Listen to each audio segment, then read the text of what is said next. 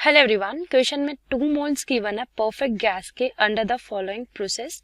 Different process हो रहे हैं, एक reversible isobaric expansion, reversible isochoric, reversible isothermal और मैग्नीट्यूड निकालना है वर्क डन का।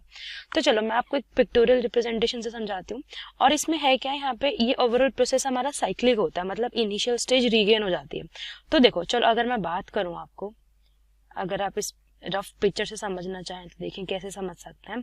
यहाँ पे हमारे क्या क्या प्रोसेस हो रहा है। एक ये मैंने मान लिया यहाँ पे मेरी वॉल्यूम है और यहाँ पे हमारा क्या है, प्रेशर। ठीक है, और प्रेशर क्या है 0.5, तो यहाँ पे मेरा 0 होगा, यहाँ पे हमारा 0.5 ATM होगा और लेट सपोज मैंने मान लिया यहाँ मेरा क्या है 1 ATM। ठीक है, वॉल्यूम कितनी है 40-20, तो लेट सपोज हाफ में मैंने मान ली 20 लीटर और यहाँ पे हमारी हो गई 40 लीटर। ठीक है, तो यहाँ पे हमें इसको ऐसे ड्रॉ कर लेते हैं ताकि और क्लियर हो जाए। ये बाउंड्रीज हम ड्रॉ कर लेते हैं।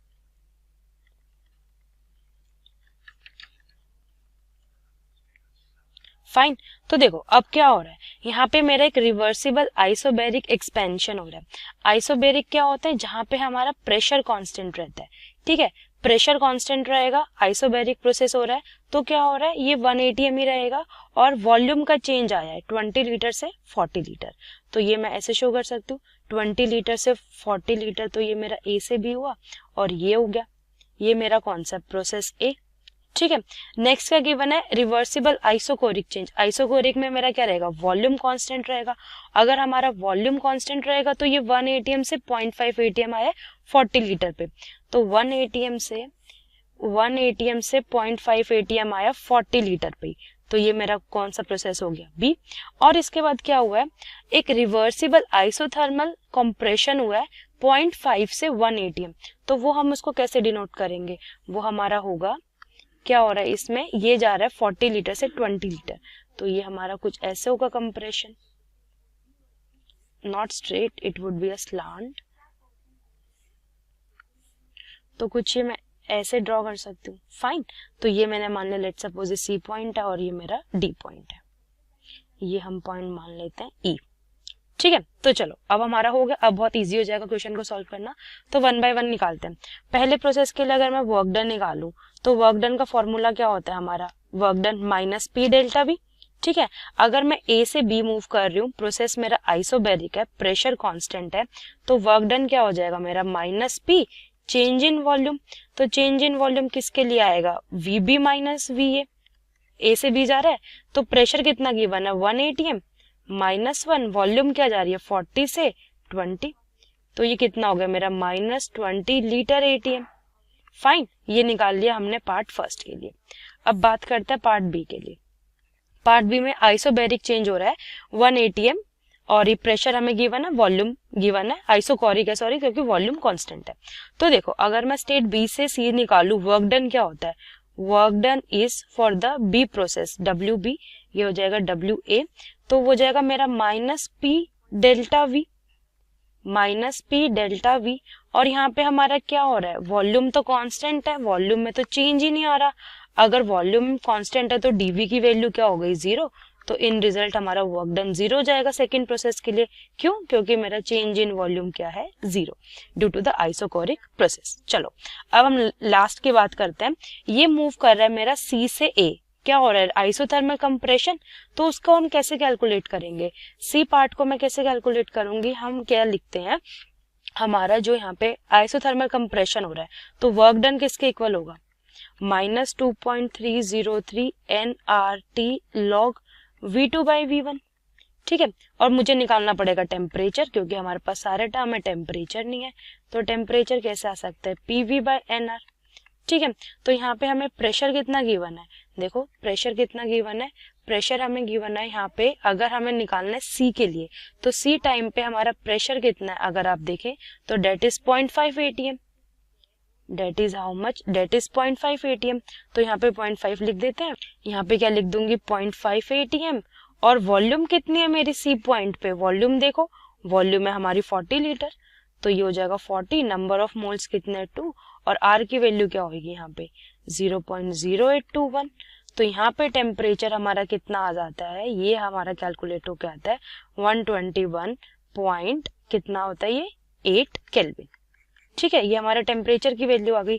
अब हम इसको अपने फॉर्मूला में पुट कर देते हैं, तो ये कितना हो जाएगा -2.303 इंटू 2 0.0821 इंटू 121.8 log V2। हमारी फाइनल वॉल्यूम कितनी है, फाइनल है यहाँ पे देखो volume that is 20 and upon 40, तो ये हो जाएगा 20 अपॉन 40। तो ये मेरा कैलकुलेट करके ऑलमोस्ट आता है 13.9, तो हम इसको लिख देते हैं प्लस 14 आता है, क्योंकि ये माइनस टर्म आती है लॉग की और ये नेगेटिव से नेगेटिव मल्टीप्लाई होके तो 14 लीटर एटीएम। अब हमें निकाल लेते हैं टोटल वर्क डन, ये मेरा हो गया WC, तो WA plus WB plus WC, तो वर्क डन ए के केस में -20 लीटर एटीएम, बी के केस में 0, सी के केस में कितना है +14 लीटर एटीएम। तो ये मेरा कितना आ गया कैलकुलेट करके -6 litre ATM, and -6 litre ATM is the final work done for this question. Thank you. इस क्वेश्चन में कह रहा है कि जो हमें ये दिखाना है कि जो ये जो गिवन इक्वेशन है दैट इज CO गैस और रिएक्ट कर रहा है हाफ O2 गैस से, वो फॉर्म कर रहा है CO2 गैस, तो हमें दिखाना है कि एट 300 केल्विन ये एक स्पॉन्टेनियस रिएक्शन है और एक्सोथर्मिक रिएक्शन है। तो स्पॉन्टेनिटी के लिए हम क्या करेंगे, स्पॉन्टेनियस रिएक्शन के लिए हमें दिखाना होगा कि जो डेल्टा G है वो लेस देन 0 है, और एक्सोथर्मिक के लिए हमें दिखाना होगा कि जो डेल्टा H हमारे पास आ रही है वो लेस देन 0 है। तो और हमारे पास दी हुई क्या क्या है, स्टैंडर्ड एंट्रोपी चेंज हमें मालूम है, standard gives free energy of CO2 and CO मालूम है। तो हमें ये दो कंडीशन को शो करना है जिससे कि ये प्रूव हो जाएगा कि एट 300 केल्विन ये रिएक्शन स्पॉन्टेनियस भी है और एक्सोथर्मिक भी है। तो पहली बात, अगर हम net delta G of this reaction निकाले तो हम लिख सकते हैं net delta G of reaction को as sum of gives free energy on the product side products minus summation of gives free energy on reactant side।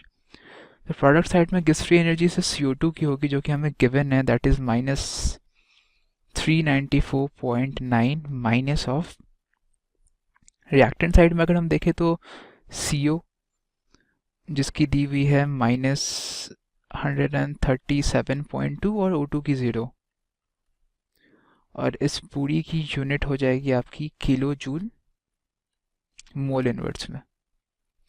तो इसे अगर हम फर्दर सिंप्लीफाई करें तो हमारे पास आ जाएगी -257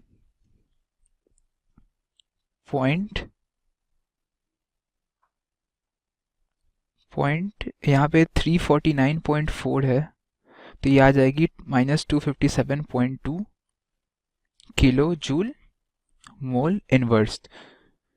तो हमारे पास delta G of the reaction आ गया जो कि क्लियरली नेगेटिव आ रही है, therefore here net delta G जो आ रही है that is less than 0, therefore it is a spontaneous process,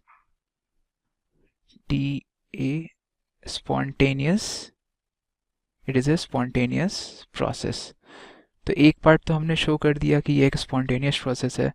अब हमें डेल्टा H को नेगेटिव दिखाना है, तो पहले अगर हम डेल्टा H कैलकुलेट करें, नाउ हमें मालूम है अगर हम गिब्स हेल्महोल्ट्ज़ इक्वेशन यूज करें यूजिंग गिब्स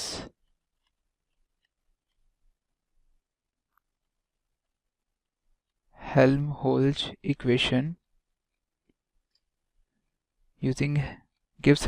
इक्वेशन यूज करें तो वो कहता है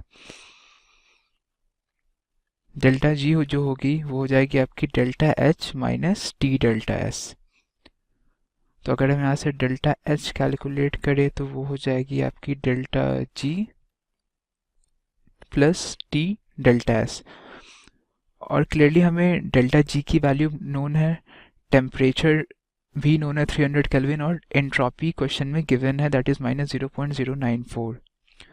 तो अगर हम सारे कॉरस्पॉन्डिंग वैल्यू को यहाँ पे रख दें इस इक्वेशन में, तो हमने ऊपर डेल्टा जी निकाला है, दैट इज़ -257.2 प्लस टेम्परेचर में है 300, एंट्रोपी गिवन है क्वेश्चन में, दैट इज़ -0.094 -0.094, और इस जो पूरी की यूनिट आएगी वो आएगी किलो जूल में।